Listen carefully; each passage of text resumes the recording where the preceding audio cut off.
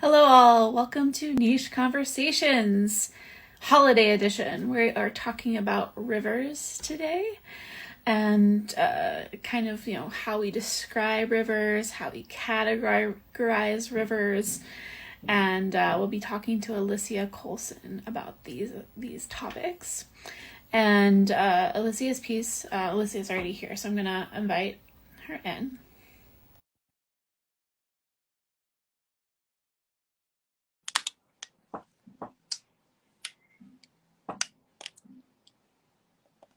There we go. There we go. Hello. Hello, how are you? I'm good. How are you doing? Good. I'm sort of like, whoa, can't believe it. It's funny, I'm being this side of the Atlantic and not on the other, so it's like lovely. Thank you. Yes, it's fun that we get to do this kind of thing these days. Welcome to Niche Conversations. I'm Jessica DeWitt, one of the editors here at the Network in Canadian History and Environment. And today I am joined by Alicia Colson. Do you want to tell us more about yourself? I'm an archaeologist and ethnohistorian. I'm really interested in northwestern Ontario and sort of Canada in general because it's got great geography, really fascinating past, tons of interactions between different groups of people. It's just really exciting. Yeah, cool. So our editor Ramya Prakash has started up a new series called Canadian Heritage Rivers, and your piece, which we published at the end of October, called "What is a Heritage River?" Kicked the series off, and that's what we're going to be chatting about today. But first, I thought I'd check in and see. I was just wondered what is your personal? How would you describe your personal relationship to rivers? I think they're really, I like them because they enable you to go through the landscape, which would sometimes but otherwise be, just think about it, no trains, no planes. Walking takes ages, and it enables you to get through an area which might be impossible to get through or pass through or sort of move from one place to another really quickly. I find them really fascinating, really fun. Sort of the idea that you can move through a huge area relatively quickly. Okay, yeah, you're gonna have to work hard and paddle, but yes. I think that's important, like pointing out that rivers are used for transportation, because I think that a lot of us are divorced from that these days.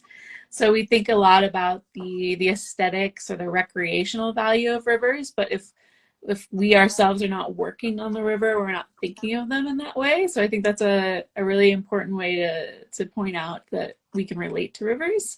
And I like that that's what stands out to you. yeah.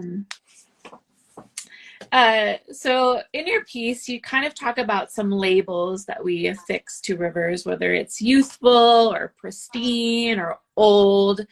And I wonder if we could just chat about, how do these labels affect the way that we relate to these geographic features? Well, that's a good question. You see, I know that lots of geographers talk about upper, middle, and lower. And I thought, if we're thinking about the river as a character which has a soul, which is a sort of question, if it's going to have heritage, it must have a soul somewhere. Doesn't matter what language we're talking about. Then what does the river got? A river's got velocity. So it's like it's moving. So as the water sort of it's a body of water, so it's molecules. So it moves from the top of a hill or a mountain, it's probably a mountain, then to a hill, and then down into the sort of floodplain. It's getting bigger and larger. So it sort of goes from being quite sort of youthful and coming out of a spring, and sort of people who write poems often talk about, it's sort of leaping and sort of joy, and sort of there are lots of adjectives to it which talk about the sort of juvenile stage. And then as it moves down the river, it gets larger and bigger, down into the valleys and then into the floodplain. So I thought I like to use those. I think they're probably old-fashioned words, you could argue, and I preferred them because I was thinking, if we're going to talk about personhood, we're really allotting a soul of sorts. And I could have used the sort of the upper, middle, and lower, as I said, but I thought it was a bit clinical. Because if we're talking about heritage, we're talking about how people feel about a physical thing. So that's why I chose to use those other words, even though I know that there are other words. But I was thinking, well, okay, if people are going and pursuing the notion of personhood and heritage, well, then let's use some words which actually imply this. Yeah, that's interesting. Yeah, I think the labels that we like, I'm thinking of like the river I grew up on, you know, at one point was ecologically dead. And then in the 1970s, don't quote me on that, it's cleaned up, and eventually it gains the label of a wild and scenic river. And this label being given to it is such a big deal because it's going from this industrial, like absolutely polluted, dead, sludgy river to something that is wild, quote unquote, right? And that's just one example of these ways that we describe rivers, right? To kind of, and then in that way, it's kind of erasing some heritage, right? It's erasing the industrial heritage, because the industrial heritage is often seen as not being valuable, or we don't want to highlight that. No, you're right. You're totally right. And see, that was the sort of thing I was thinking about. Why do people suddenly designate areas?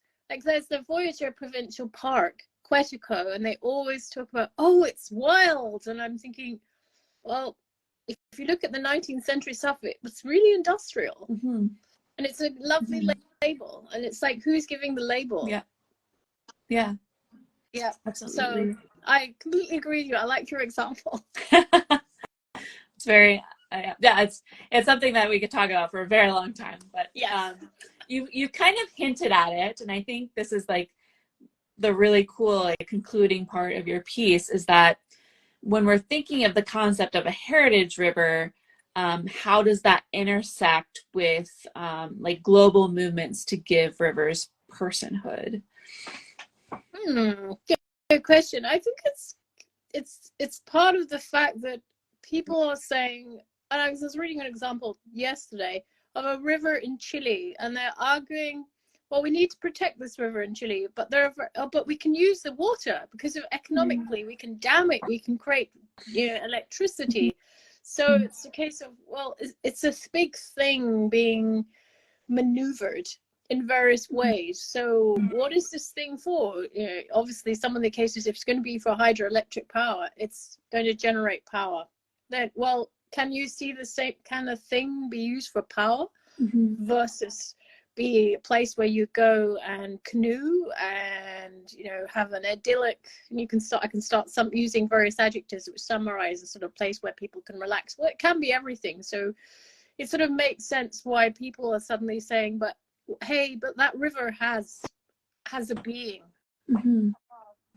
It needs to be looked after. What is it going to be used for? Because another example I can think of is, we're often hearing of water in Lake Mead having less, which was created, and all the water from the Columbia River is being used to put into fields. Well, and the water level is dropping, and the farmers are having problems. And well, what about the river? So it's a sort of, the movement is fairly big and it's growing. And I found another river in India that's being considered. There's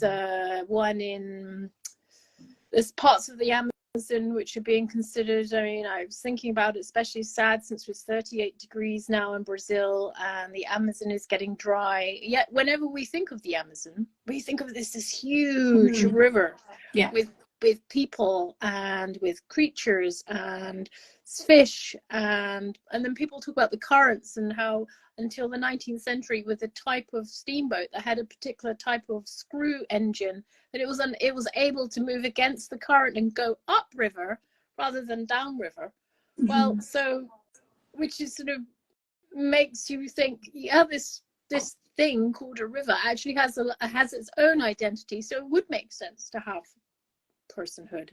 But if we've been talking about it, I think I mentioned in the piece a couple of in songs and stories that people tell about who they are and where they come from. And then we've got a sort of question of, well, how do you put that into a form that is recognizable in today's world where everyone's saying, well, you have to have a corporate. You have to have a corporate entity. So it sort of makes sense to say, okay, they've got legal personhood. Because if a company, like a corporation, is she, and that's what they are called, it's like a ship is a she, and it's a person, it's a being, it's a legal thing, then why can't a river? Yeah. So it sort of says, it's a tough one, but I just think, why do we have to have this thing that makes this river a being? It is a being anyway. But the way that people who live around it see it and relate with it, just on a daily basis. Some people often talk about going to see water and how they feel relaxed. Yes. And people often talk about rivers shaping the landscape, and then there's sort of power in there. So the idea, I mean, of thinking that, okay, we'll need legal personhood, and they're making lots of movements, it makes sense from the perspective of the sort of the cultural information and views held by different people who live in the areas who rely on rivers for their livelihood. It's a tough one. I think it's a bit sad that we have to have legal personhood, because, you know, hope that people wouldn't just see a river as a thing to sort of, oh, well, we'll block it and generate hydroelectric power, because something like that has a massive impact on the landscape. Yeah. I have a lot of things running through my head, and go for it. What are you thinking? Well, I mean, I've been thinking about, you know, how a lot of our thinking of rivers with souls or as with personhood, you know, is so influenced by relearning for Western folks indigenous ways of relating to the world and to space and landscape, and how this personhood movement is kind of like a way of integrating that thought into our current economic capitalist punitive system, right? So and how it's a bit ironic in some ways, but also necessary, unfortunately. And and also just thinking of how I think sometimes we aren't taught how to think of the land or like whether it's a river or a field or what have you, to think of it in its entirety in the way that it relates with everyone else. Like the ecological, like, I think ecological education is sorely needed for everyone, right?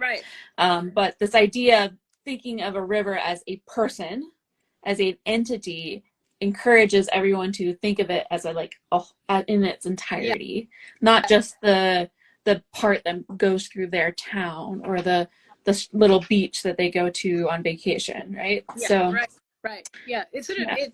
you're right. It sort of makes you think of the whole thing from where it originated in some high mountain, let's say, right down to where it reaches the ocean.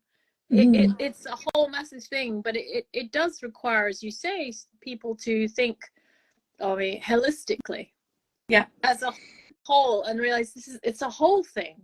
And as you say, it's not just the little beach which people hang out in the summertime. It's the fact that, you know, that river might be running down to a mill, and I've always gone to a mill. But it also means, as you say, taking on board information from other peoples and indigenous peoples and everybody who lives around and in the area, and to see how they use it or just live next to it. And I think this idea of a heritage river or a river with personhood is also, it's highlighting that human relationships are not separate from, like, the idea of a wild river or a pristine river or something is encouraging this idea that we need to be separated from the river for it to be valuable or what have you. But a heritage river is or thinking of it as a person is thinking, you know, all of the relationships that the river has, whether it's with humans or more than humans or the climate, etc., is important. So Yeah. divorcing human activity from the river is not the answer, right? Right. So Yeah. it's Yeah. being in better relationship with the river. Yeah. Yeah. Yeah. And you brought up that word pristine, which absolutely drives me nuts. Because I